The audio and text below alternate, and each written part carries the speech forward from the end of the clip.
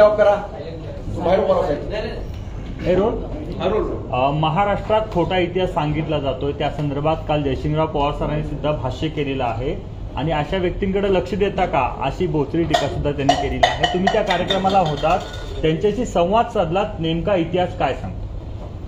कसं आहे, हा प्रश्न होता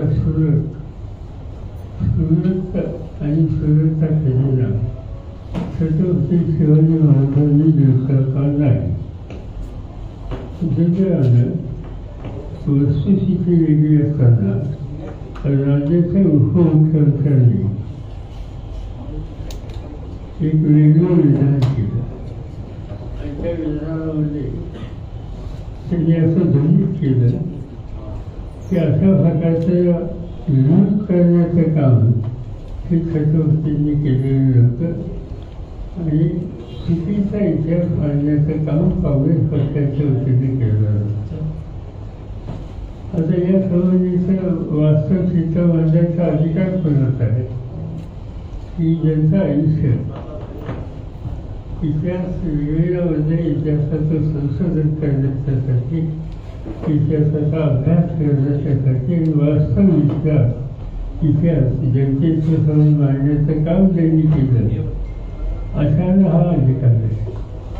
जयसिंगराव पवारांनी काल या संबंधीचं आपलं मत मांडलं आणि त्याच्यातून त्यांनी स्वच्छ असं सांगितलं की एकदा नाही दोनदा संस्थेवर स्वारी केलेली होती आणि तो स्वारी करण्याचा उद्देश वेगळा होता. त्या उद्देशामध्ये काय उद्देश आहे हे त्यांनी स्पष्ट केलं. दुसरी गोष्ट माझ्या वाचनामध्ये इंद्रजीत सावंत इतिहासाच्या संबंधीचे एक अभ्यासक त्यांनी त्यामुळे साहजिकच अपेक्षा ही आहे की खोटा इतिहास हा जनतेच्या समोर मांडू नये, नव्या पिढीच्या समोर मांडू नये. तो चुकीचा इतिहास मांडण्याचा कोणी प्रयत्न केला तर समाजामध्ये गैरसमज होतात केलेला आणि त्या दृष्टीनं त्या दोन इतिहासाच्या क्षेत्राच्या जाणकारांनी जे मत व्यक्त केलं त्याचाच आदर ठेवणं योग्य. मालवण बंदरावर किंवा किल्ल्यावर जो किल्ला उभारण्यात आलेला आहे त्या ठिकाणी शिवाजी महाराजांचा पुतळा बसवला. जयदीप आपटे यांनी हा किल्ला बनवला, पण त्यासाठी जे त्यांचं मार्गदर्शन केलं ते रघुवीरराजे आंग्रे त्यावेळेला होते. त्यांच्या मार्गदर्शनाखाली मी पुतळा बनवला असं ते म्हणतायत. अनेक समित्यांवर जयदीप आपटे आहेत. रघुवीरराज काय नाव त्याचं, एक मिनिट, आंग्रे, हा, रघुवीरराजे आंग्रे आहेत आणि आता सुद्धा जी समिती गठीत केलेली आहे त्यातच त्यांचा समावेश केलेला आहे. चुकीच्या माणसांचा समावेश केला जातो असं वाटतंय का? मला त्या फारसे याच्यामध्ये कविची कोण आहे त्याची माहिती नाही. की सिंधुदुर्गाचा तो मालवणचा ऐतिहासिक परिसर आणि तिथं उभा केला झालेला पुतळा, त्या पुतळ्याच्या संबंधीचं काम यांच्यावर दिलं. त्यांचा या क्षेत्राचा अनुभव हा अत्यंत मर्यादित होता असं दिसतंय. एवढं मोठं काम त्यांनी कधी केलेलं नाही असं दिसतंय. असं असताना त्यांचा ही जबाबदारी टाकणं आणि त्यांनी जे एकंदर जे काही काम केलं त्याचा दर्जा हा बघितल्यानंतर शेवटी असा अपघात घडेल अशी अवस्था त्या ठिकाणी निर्माण झाली. आज जे मुख्यमंत्री किंवा वाटीचे सरकारी सांगतायत की त्याचं कारण वाऱ्याचा वेग असा होता हे त्यांनी कारण सांगितलं. आता स्पष्ट सांगायचं म्हणजे की अनेक ठिकाणी महाराष्ट्रात छत्रपतींचं पुतळे आहे. मुंबईमध्ये इंडिया गेटच्या जवळ समुद्र किनारी हा पुतळा त्या ठिकाणी आहे की जो 1958 साली उभारला. त्याला काही झालं नाही अशी उदाहरणं अनेक येतील. मुंबईमध्ये शिवाजी पार्कला शिवाजी महाराजांचा पुतळा आहे. शिवाजी पार्कच्या पुतळ्याच्या पाठीमागं समुद्र आहे, तिथे वारा समोर मैदान आहे आणि त्यामुळं जे काही कारणं सांगितली जातात की योग्य असं दिसत नाही, त्याच्यातून स्वच्छ असं दिसतंय प्रायमर्शीची की ज्यांना काम दिलं त्यांना अनुभव नव्हता. अशा प्रकारचं मोठं काम त्यांचं देणं हे योग्य नव्हतं आणि त्यासाठी शेवटी जे काही घडायचं ते घडलं आणि महाराष्ट्रात नाही पण देशाच्या अनेक भागामध्ये शिवछत्रपतींच्या संबंधीचा अर्थ असलेला सगळं घटक आज अस्वस्थ आहे, दुःखी आहे. साहेब, याच प्रकरणातील आरोपी असतील, बदलापूरचे आरोपी असतील, पुण्यामध्ये दिवसाढवळा हत्या होणं असेल, हे सगळं महाराष्ट्र आता बघतोय. गृहमंत्र्यांचा वचक महाराष्ट्रावर राहिला आहे की नाही? असं आहे की रोजची वर्तमानपत्र तुम्ही लोक जे प्रसिद्ध करतात ती जे हल्ली बघितली तर रोज 1, 2, 3 तरी केसेस असा वाचायला येतात की स्त्रियांच्या अत्याचार, कुणाचा विनयभंग, दुर्दैवानं या सगळ्या गोष्टी दिवसेंदिवस महाराष्ट्रात वाढत आहेत. आणि राज्य शासन विशेषतः गृह खातं यासाठी ही सक्तीची आणि कठोर कारवाई करून एक प्रकारच्या लोकांच्यामध्ये आत्मविश्वास पैदा करायची जबाबदारी त्यांच्यावर त्याची पूर्तता केली जात नाही. ही कधी घडत नव्हतं महाराष्ट्रात, दुर्दैवानं घडतं. बदलापूर घटनेमध्ये ज्या शाळेची सीसीटीव्ही फुटेज त्या ठिकाणी डिलीट करण्यात आलेला आहे, तर नेमका उद्देश या ठिकाणी काय होता? जे मुख्य असं की बदलापूर तिथे त्या 2 शिवरायांचा अत्याचार केला गेला. त्याच्यामध्ये अत्याचार केला ते अत्यंत घृणास्पद संतापजनक बाब आहे.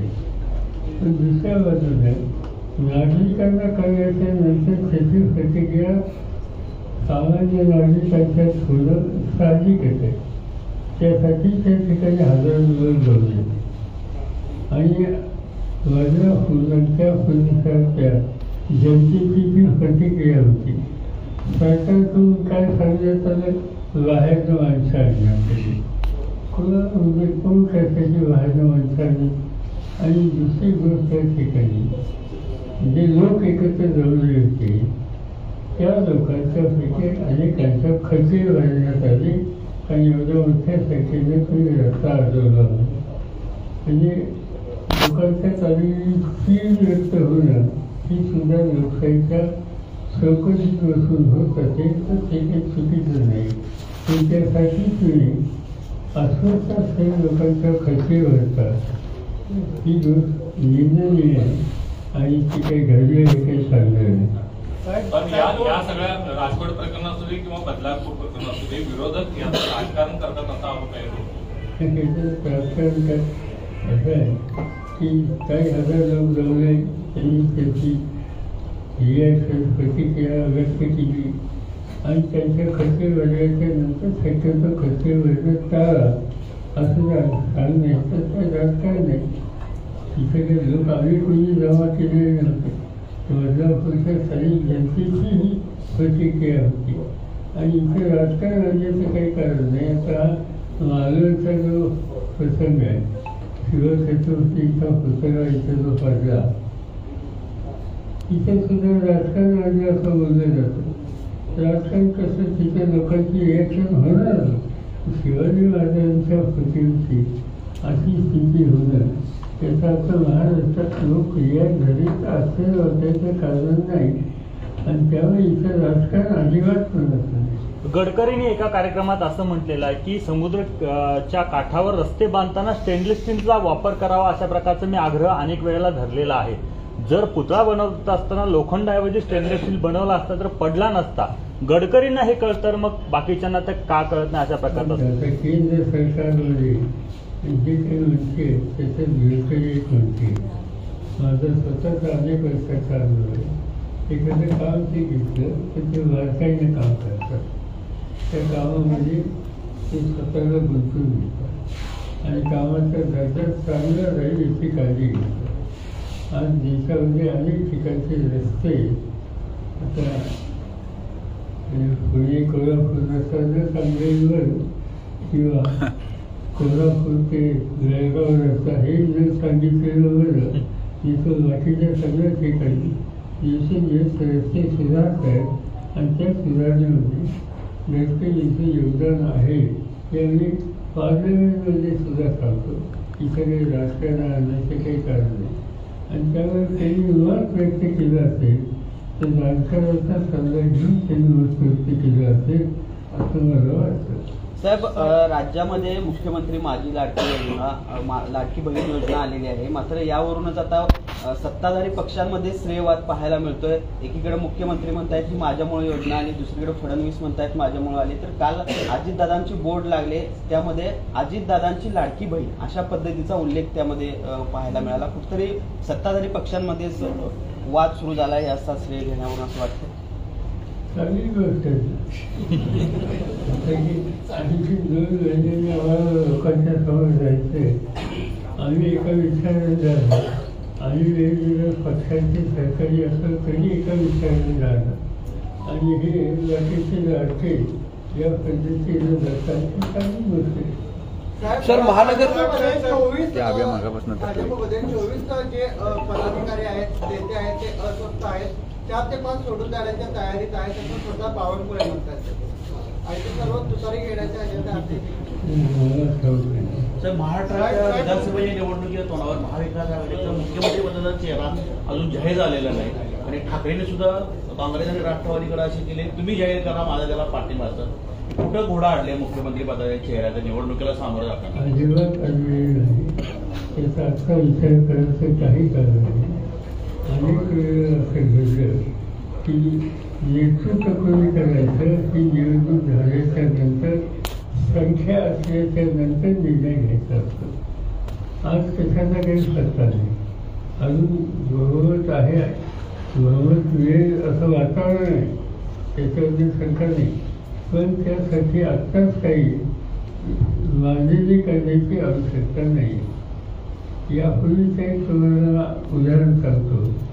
1977 साली आणीबाणीच्या नंतर निवडणूक झाली. त्या निवडणुकीला कुणालाही खुलं केलेलं नव्हतं. जयप्रकाश नारायणांनी अनाऊन्स केलं की आणीबाणीला विरोध करण्यासाठी सगळ्यांनी एकत्र यावं. एकत्र आणि निवडणुका झाल्या. निवडणूक झाल्यावर मोरारजी देसाई यांचं नाव घ्यायचं.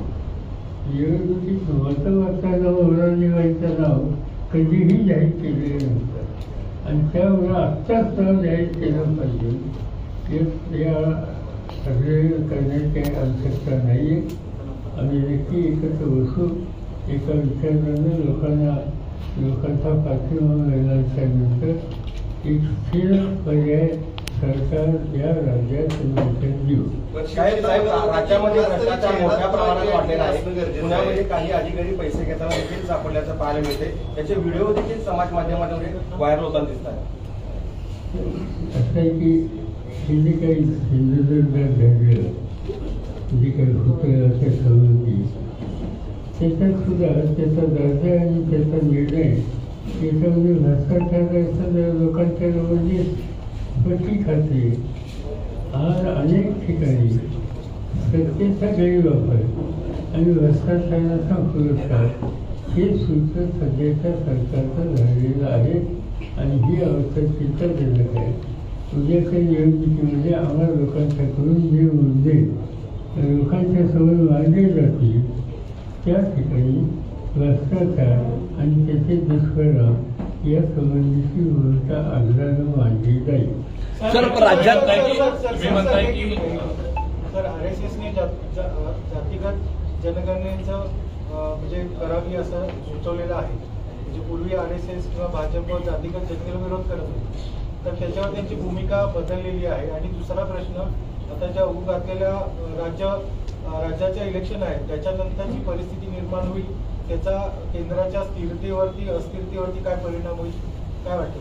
जसे की आम्हाला सगळ्यांची मागणी अशी होती की जातीय आधारावर जनगणना होण्याची आवश्यकता आहे. त्यामुळं तो निर्णय राबवल्याच्यानंतर लहान समाजिक असतात, छोटे छोटे समाज, त्यांचं नक्की संख्या आणि बळ हे लोकांच्या समोर येईल आणि त्यांना न्याय, सत्य म्हणजे न्याय बातमी देण्याच्या संबंधीची स्थिती निर्माण होईल. आणि त्यामुळे जातीय जनगणना हा प्रश्न आम्ही सतत मांडत होतो.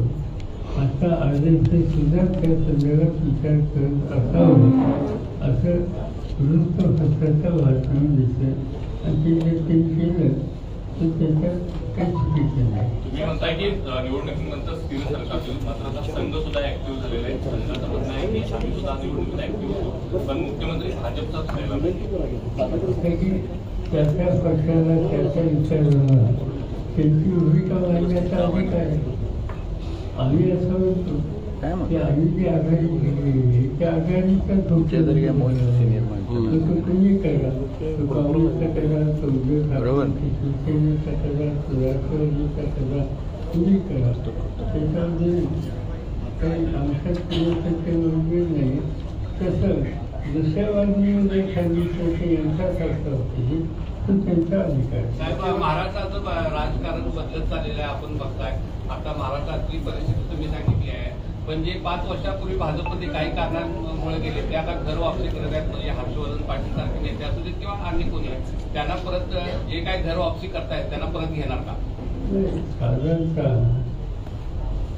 आम्ही असा विचार करतोय की ज्या भागात त्यांचं काम आहे त्या भागात आता पक्षामध्ये प्रामाणिकपणा जे राहिले त्यांचा मताचा त्यांचं मत काय हे जाणून घेणं, या व्यक्तीची उपयुक्तता ही किती हे जाणून घेणं, त्या व्यक्तीचं सार्वजनिक जीवनाचं काम आणि चारित्र्य याची जुळून घेणं आणि त्याच्यामध्ये समाधान असेल त्या ठिकाणी अशांचं स्वागत आहे.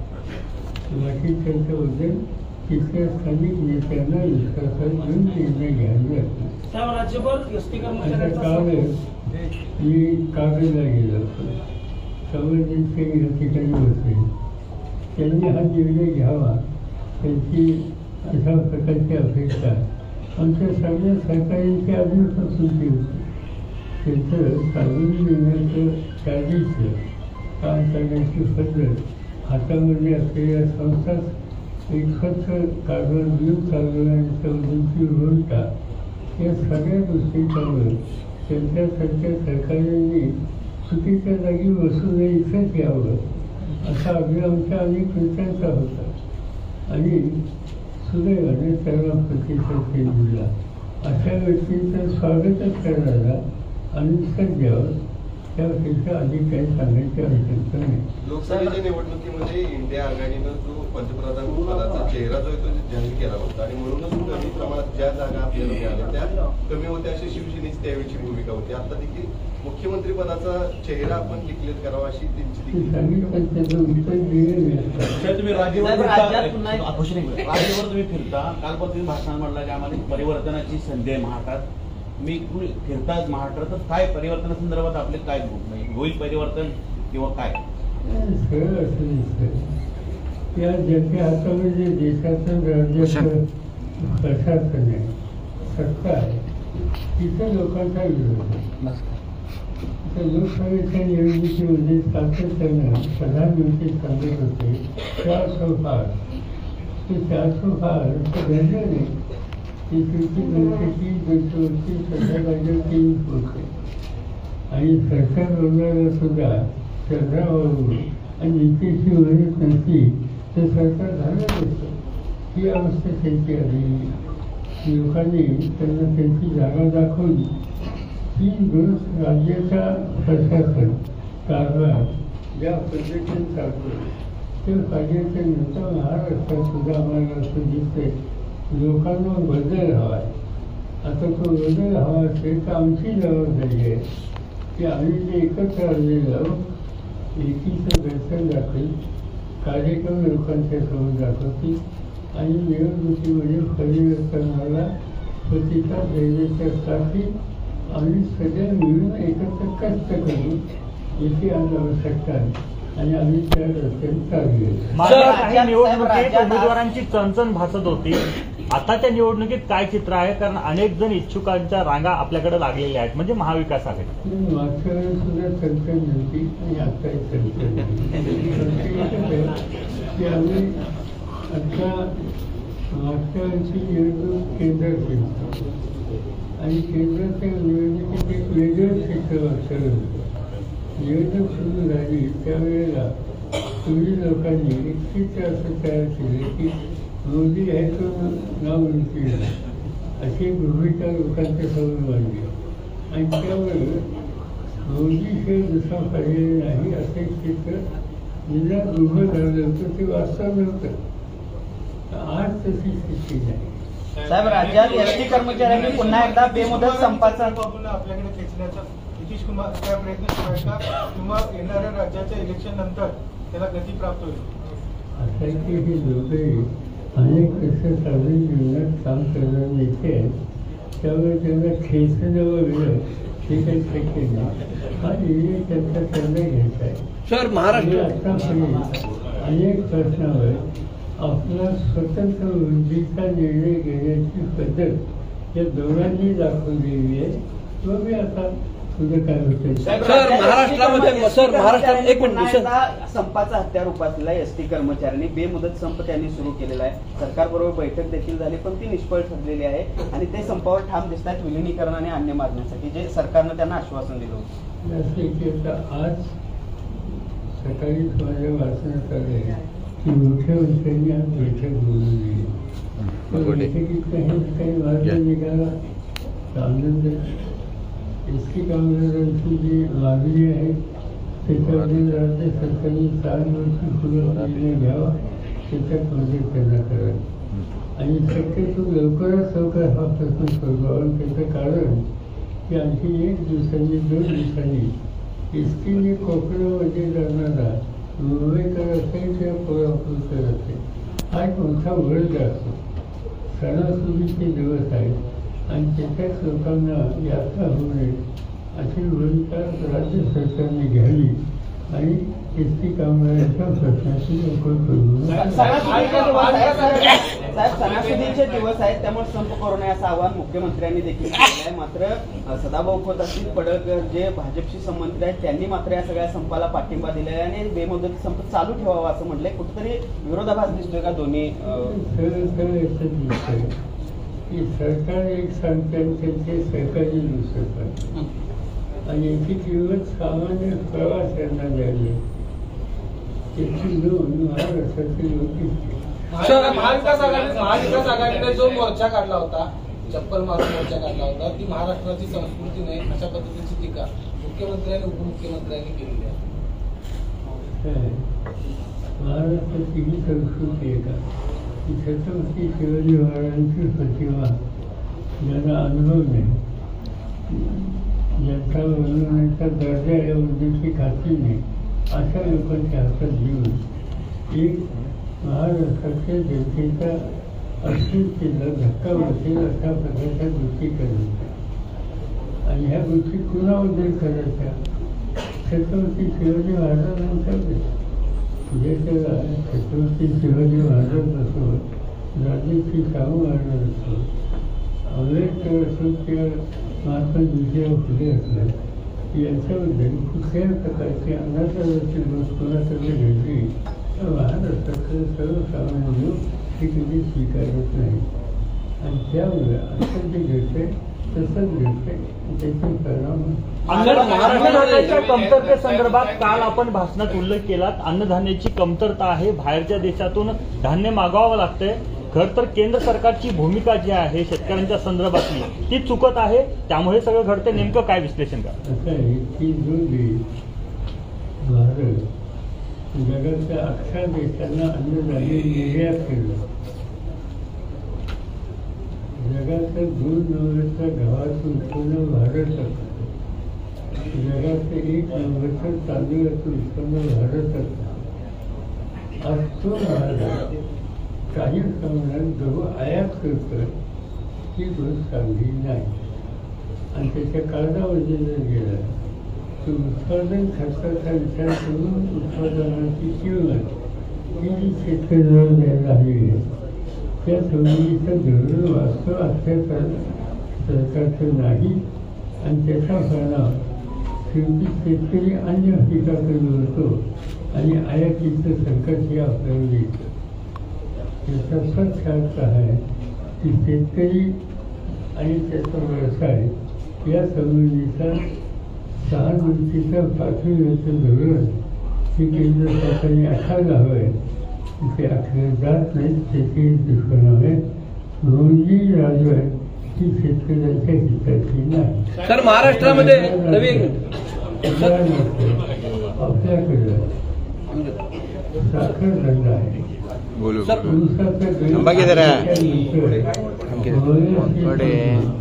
आपण इथेनॉल बनवतो, आणखी ते गोष्टी करतो.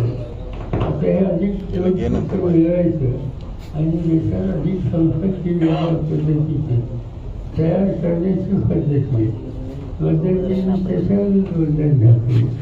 अशा बंधन घालायची कारण नसते, पण चुकीची धरणं आखायची. त्याचे दुष्परिणाम शेती उत्पादनावर होता, शेतकरी अस्वस्थ होतो. सर महाराष्ट्राच्या आरोग्य यंत्रणेचं प्रचंड प्रमाणात खाजगीकरण चालू आहे. ॲम्ब्युलन्स असतील, महालॅब असेल, सुरक्षा यंत्रणा असतील, आता महाबळेश्वर सेंटर सुद्धा खाजगी संस्थेला दिलेलं आहे. याबाबत जनतेचा रोष आहे आणि विरोधी पक्ष म्हणून आपली त्यावर आवाज उठवणं काय असं की काय त्याच्या खोलात जाऊन अभ्यास केलेला नाही. तर साधारणतः आरोग्यविषयक सुविधा द्यायची जबाबदारी सरकारला टाळता येणार नाही आणि सरकार त्याचं खाजगीकरण करून जर सामान्य माणसाला आरोग्याच्या संबंधित प्रत्येक गोष्टीचं एक अर्थकारण सरकारच येणारी भूमिका घेत असेल तर ती योग्य नाही. महाराष्ट्रातली राजकीय परिस्थिती आपण मागापासून 2-3 वेळा सांगितली. वेगवेगळे सर्वे जाहीर होत आहेत. तर कधी इकडं दुग्धमाप दिलं जाते, इकडे दुग्धमाप दिलं जाते. आपला सर्वे काय सांगतो किंवा आपलं काय?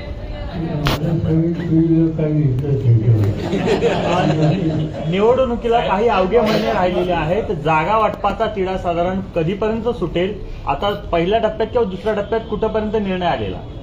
पहिला टप्पा झाला नाही, दुसरा टप्पा झाला. शक्यतो 7, 8, 9 या 2-3 दिवसामध्ये राष्ट्रवादी पक्ष आमचा, काँग्रेस पक्ष आणि उद्धव ठाकरेंच्या नेतृत्वाखालचा पक्ष एकत्र बसतील आणि ही प्रक्रिया सुरू होईल. मी त्यात सक्सेस नाही आहे असे वाटेचे आहे. माझी फक्त इच्छा एकच आहे की जसं आम्ही 3 पक्ष एकत्र बसतो तसं महाराष्ट्रात काही ठिकाणी डाव्या विचारसरणीचे काही पक्ष आहेत. उदाहरणार्थ शेतकरी कामगार पक्ष, उदाहरणार्थ CPI, CPM, त्यांची बरेच पानं काही आहेत, बऱ्यापैकी चर्चित आहेत. आणि कालच्या निवडणुकीमध्ये या सगळ्यांनी आम्हा सगळ्यांना सरकारने साथ दिली होती. त्यावर चर्चा ही चर्चा करावी आणि हा प्रश्न लवकर निकालांनी प्रत्यक्ष निवडणुकीच्या प्रक्रियेला सुरुवात करावी अशी धारणा माझी आहे आणि मी आमच्या बाकीच्या विषयाला आग्रहाने सांगणार. तर निवडणुका लांबवण्याचा एक प्रयत्न सुरू आहे. कारण हरियाणा आणि जम्मू काश्मीर आपली निवडणूक जाहीर होती दरवेळी. 2 निवडणुका तसे झालेल्या आणि आता निवडणूक लांबवली जाईल का? कारण हे सगळे वातावरण महाराष्ट्रात बघता बदलापूर घटना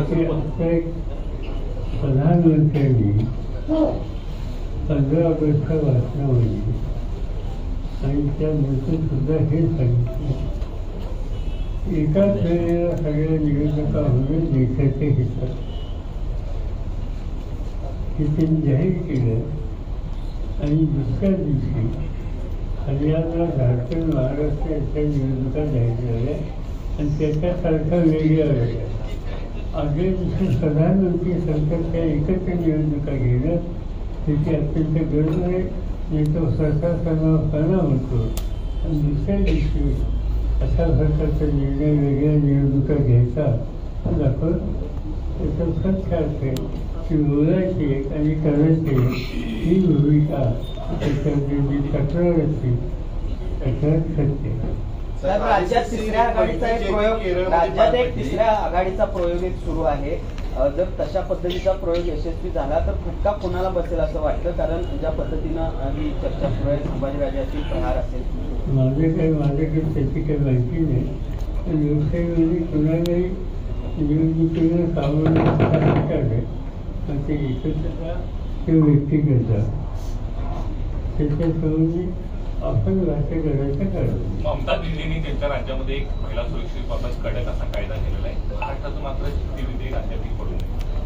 निधीचं काळ पारदर्शकतेच्या विधानसभेमध्ये तो कायदा मंजूर झाला.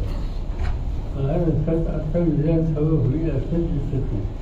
निवडणुकाची आणि त्याच्यानंतर हा दुसऱ्या निवडणुकीच्या वेळेला लोकांच्या समोर मांडावा अशी इच्छा आमच्या अनेक सहकार्यांची आहे. आणि जो काही निवडणुकीचा आमचा कार्यक्रम लोकांच्या समोर एकत्रित मांडली त्याच्यामध्ये पश्चिम बंगालच्या मुख्यमंत्र्यांनी जो निर्णय घेतला एका विशिष्ट काळामध्ये महिलांच्यावर अत्याचार होणाऱ्या आणि करणाऱ्या घटकांच्यावर कारवाई केली जाईल तशा प्रकारच्या गोष्टीचा विचार महाराष्ट्रात सुद्धा करावा, आमच्या जाहीरनाम्यात करावा अशी सूचना माझ्याकडे केली जाईल. केरळमध्ये RSSची बैठक पार पडली. यामध्ये खरं अनेक विषयांवर चर्चा झाली. त्यामध्ये राम मंदिराचा मुद्दा जो आहे या निवडणुकीमध्ये चालतो नाही अशी पद्धतीची माहिती आहे. आता वर्षानुवर्ष भाजप जे कमंडलचं राजकारण करत आलेलं आहे ते आता मंडलचा मुद्दा घेऊन पुढे जाणार आहे असं वाटतं. की लोकांच्या भावनेचा प्रश्न हा जाणून मूलभूत प्रश्नापासून लोकांना मार्गाला नेणं ही खायचीच आहे. आणि ते विदेशीय सगळ्या लोकांनी राम मंदिराच्या प्रश्नामध्ये त्यांना वाटत होतं की काहीतरी वेगळं तिथं दिसत नाही, पण तसं काही दिसलं नाही. म्हणजे अयोध्येची सीट सुद्धा भाजपाची येऊ शकली आहे. त्याचा अर्थ की तुम्ही राष्ट्रीय धरणे या भावनाला उत्तेजन देऊन तुम्ही निवडणुकीचे विषय म्हणून करतात तर या देशाचा माणूस आम्हाला राजकारणाच्या रक्षाचा आहे तो चुकीच्या रस्ते लोकांना जाऊन देत नाही आणि त्याचं उत्तम उदाहरण आपल्याला अयोध्येचं आहे. साहेब, निवडणुकीच्या पार्श्वभूमीवर राज्य सरकारनं तिजोरीचे दरवाजे बाजूला काढून ठेवलेले आहेत अशा पद्धतीचं काल वक्तव्य जयंत पाटील साहेबांनी केलं, त्याबद्दल तुमचं काय? लाडकी बहीण योजनेचं भविष्य आणि या अन्य सगळ्या योजनांचा पैसे म्हणजे कृषी विभागाचे 1881 कोटी रुपये आणि विभागाचे 881 कोटी रुपये वर केले. आज कृषी विभागाच्या योजनेच्या लाभार्थ्यांना निधी मिळालेला नाही, म्हणजे ही सबसिडी असते. या राज्यामध्ये अनेक पूर्वीच्या सरकारने नंतरच्या सरकारने त्याच्यासाठी वैज्ञानिक तरतूद केली आणि तिथे अंमलबजावणी करण्याची प्रक्रिया चालू. आता राज्य सरकार आर्थिक अडचणी दिसते कारण त्या जुन्या योजना होत्या त्या योजना थांबून तिथे पैसे अन्य ठिकाणी डायव्हर्ट केले जातात अशी तक्रार ऐकायला मिळते. आम्ही खरं म्हणजे त्याचं जातोय आणि त्याच्यातून काही योजना आणि त्याचा निधी हा थांबवला आहे आणि डायव्हर्ट केला आहे असं तात्विक दिसतंय आणि हे काही चांगले नाही. राज्याच्या विधानसभा निवडणुका नोव्हेंबर महिन्यात होतील असं एक वक्तव्य काल मुख्यमंत्र्यांनी केलेलं आहे. आपल्याला काय वाटतं, तशी तयारी दिसते का निवडणूक आयोगाची किंवा काय? आता की साधारणतः आपल्या विधानसभेची निवडणूक कधी संपली याच्याकडे लक्ष द्यावं आणि ते जर बघितलं आपण 26 नोव्हेंबरला मुदत संपली. मला खात्री नाही, माझा अंदाज आहे की साधारणतः नोव्हेंबर महिन्याच्या दुसऱ्या आठवड्यापर्यंत निवडणुकीची प्रक्रिया महाराष्ट्राची संपू शकते. जागा वाटपाची चर्चा सुरू व्हायची आहे. काल तुम्ही कागदची जागा डिक्लेअर केली, तिथे काही विरोधाभास नाही का?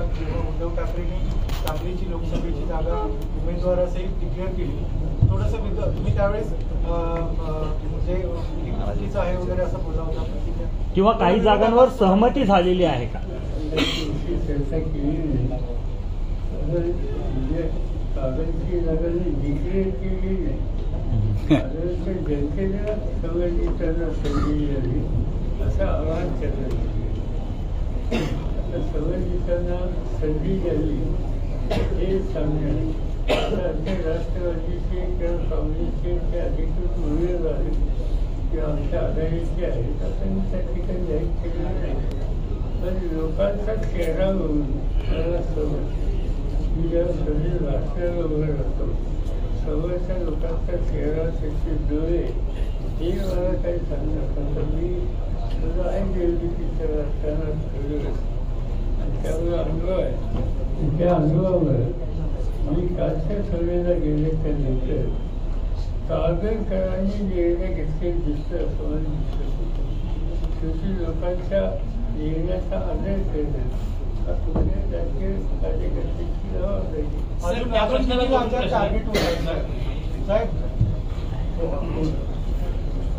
साहेब अजून किती लाचार तुमच्या टार्गेटवरती, अजून किती लाचार तुमच्या टार्गेटवरती आहेत? काल तुम्ही लाचारीचा उल्लेख केला कागदाच्या सभेत. अजून किती टार्गेट आहेत तुमच्या पुढे?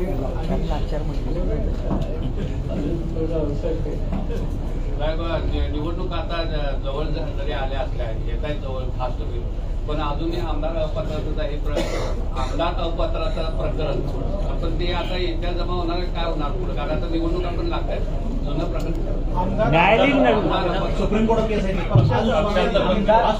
आज सुनावणी देखील त्या आज सुनावणी आहे सुप्रीम कोर्टात. आमदार आज आहे घेतील का नाही माहित नाही. आज जर घेतील का नाही माहित नाही. तारीख पडेल, तारीख पे तारीख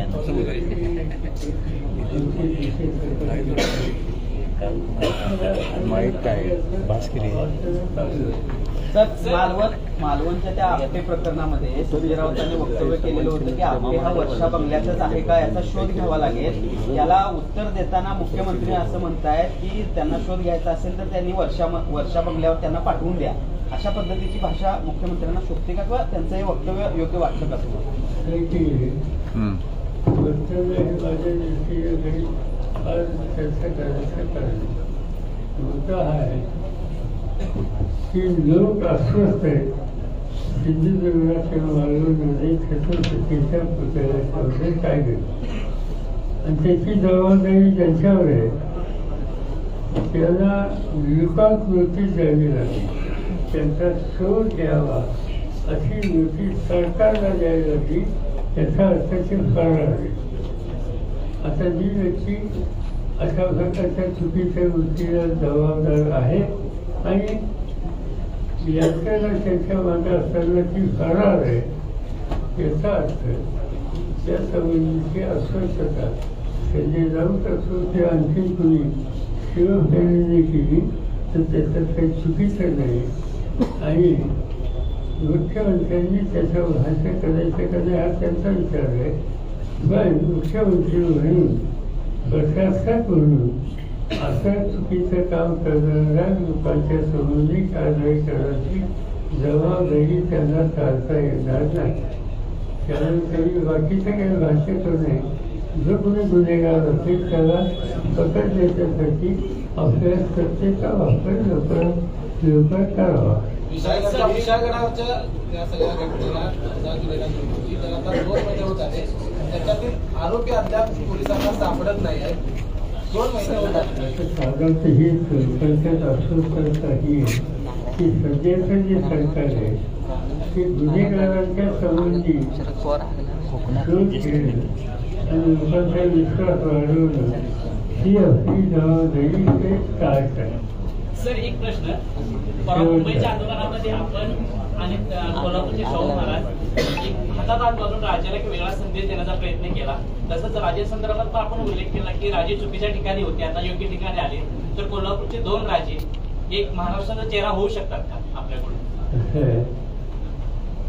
तुम्ही आणि कोल्हापूरचे राजे असोत किंवा अन्य ठिकाणचे राजे असोत, शेवटी जनतेच्या अंतःकरणामध्ये ज्याला मान्यता आहे त्याचा सन्मान जनता करत आहे. तसं लोकसभेची कालची निवडणूक जी झाली त्यावेळेला कोल्हापूरच्या जनतेनं लोकांच्या मनात जे होतं ते शाहू राजांना विजय घडवून दिले. कालच्या कागदच्या सभेतून बसलेल्या लोकांच्या चेहरे उघडून त्यांच्या मनात काय हे त्याचा अंदाज मला आला. तर असं होतं की थोड्या दिवसांनी बघूया काय होतं. तसाच आता 2 महिन्यांनी दिसेल का? साहेब निवडणुका जसजशा जवळ येत आहेत साहेब निवडणुका जसजशा जवळ येत आहेत तसतशा आपल्यावर खालच्या पातळीवर टीका होताना दिसते. प्रकाश आंबेडकरांनी अगदीच खालच्या पातळीवर 2 दिवसापूर्वी तुमच्यावर टीका केली. त्याचबरोबर नारायण राणेंनी देखील तुमच्या टीका करताना आग लावे आहे, शरद पवार आग लावे आहेत अशा पद्धतीचा एक शब्द वापरला. कसं बघता या वक्तव्याकडे ज्या पद्धतीने काय विषय झाला तिथं शिवसेनेचा पुतळा पडला झाला. त्या ठिकाणी लोकांच्या प्रतिक्रिया काय होत्या तुम्ही सांगता. मी तिथे गेलोच नाही. मी फक्त अस्वस्थता त्या संबंधीची व्यक्त केली आणि नुसती अस्वस्थता व्यक्त केल्याच्या नंतर एवढ्या विजय आमच्या विचारांना येत आहे त्याचा अर्थ किती अस्वस्थ. साहेब अजून किती जणांचा करेक्ट कार्यक्रम करायचा शिल्लक आहे?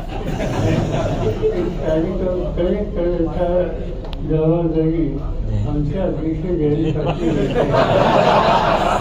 सर आपलं तुतारी चिन्ह जे आहे महामार्गावर अजूनही निर्णय नाहीये. महाविकास आघाडीनं अनेक आंदोलन केली तरी देखील हा प्रकल्प लादला जातोय. शक्तीपीठ महामार्ग खरी माहिती तिथे घेतली. मी मुख्यमंत्र्यांची त्या प्रश्नावर असणार आहे. पण बायमार्फेची मला असं वाटतं की या महामार्गाची काही आवश्यकता नाही. आज बाकीचे जे रस्ते ते रस्त्याची कार्य करूया. पुण्याला इथं जायचं ते इथून वेळगावला जायचं त्याला काही तास लागतात. ही स्थिती बदलायची असेल तर ह्या रस्ते जे आहेत स्वतःची ते उत्तम करूया. नंतर नवीन प्रकल्प आपण घेऊ नाही आज तिची आवश्यकता नाही. तर आपलं तुतारी जे चिन्ह आहे लोकसभा निवडणुकीमध्ये समान चिन्ह दुसरं असल्यामुळे काही फटका बसला असं होतं तर चिन्ह टिप्पाणी होतं ना साताऱ्याचा आपला फटका बसला. सातारा टिप्पाणी रद्द केलं, निवडणूक रद्द केलं. ते तुतारी सारखं चिन्ह होतं ते रद्द केलं. प्रिपेटरी वोटवलं जो निर्णय झाला तो महाराष्ट्राचा निवडणूक आयोग त्यांचा झाला. महाराष्ट्राच्या निवडणूक आयोगाच्या अंडर महानगरपालिका, नगरपालिका, जिल्हा परिषद, पंचायत समिती, ग्रामपंचायत हे त्यांच्या कार्यक्षेत्राचे विधानसभा लोकसभा हे केंद्राच्या निवडणूक आयोगाच्या अंडर. त्यावर हा तुतारीचा जो प्रश्न अजूनही आमचा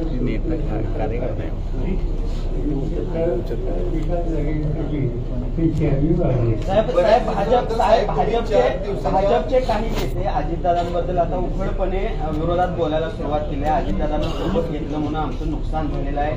राष्ट्रवादीचे जे अजितदादांच्या सोबत नेते आलेले ते सोबत बसले बसलो तर आम्हाला उलट्या होतात अशा पद्धतीची भाषा त्यांच्याकडून केली जाते. कुठेतरी अजितदादांना आता महायुतीच्या बाहेर काढण्याचा हा प्रयत्न दिसतोय का?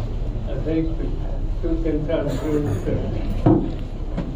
आम्हा लोकांचा कमी काही संबंध त्यावर ते एकमेकांच्या संबंधी काय म्हणत आहे त्यांचं त्यांना दाखवा आणि त्यांच्या गुलाबी जॅकेटचा प्रभाव आला. तुम्ही आहे कोल्हापूरच्या गेल्या अनेक वर्षांमध्ये आपल्याला 4 दिवस कोल्हापूरमध्ये एकसारखं पाहण्यात आलेलं नाही.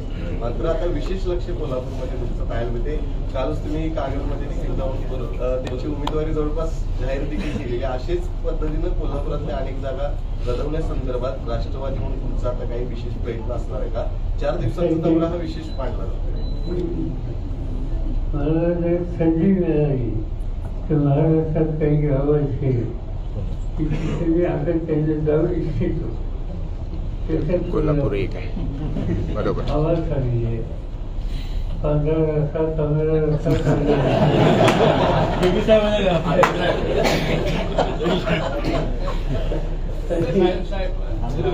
हे रवी बोला सर बोला साहेब बोला. येडा आहे रवी तो बोलत होते ते खुललेले ते कुठल्याही गोष्टीवर आता कालच मला कुलते सांगत होतं माझ्या गाडीत कुलते होतं तुमच्याबद्दल बोलत लोकसभेत जात असताना एक पॉईंट असा होता की तिन्ही बाजूचे रस्ते आढळले आणि जो जातात तो